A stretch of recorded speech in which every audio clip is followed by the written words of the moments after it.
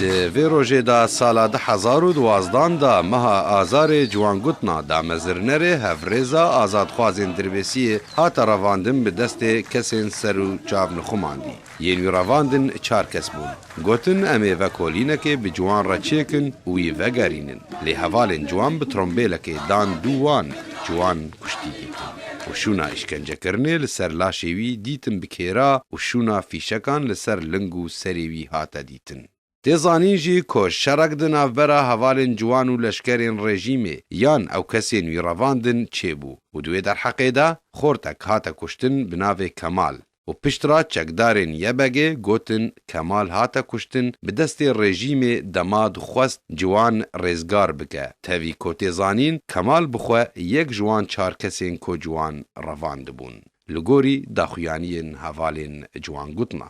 جوان گوتنا دا مزرنره هفرزا آزادی خوازین دربیسیه بو و نونره و هفرزه بو دا انجمنان اجتماعیا کرد لسوریایه.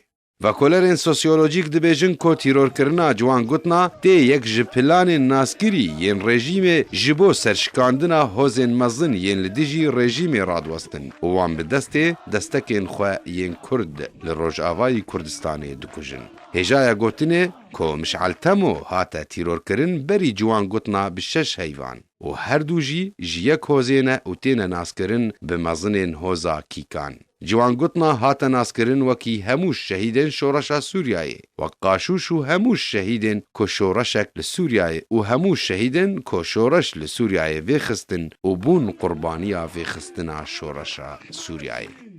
حسین شاکر، آرک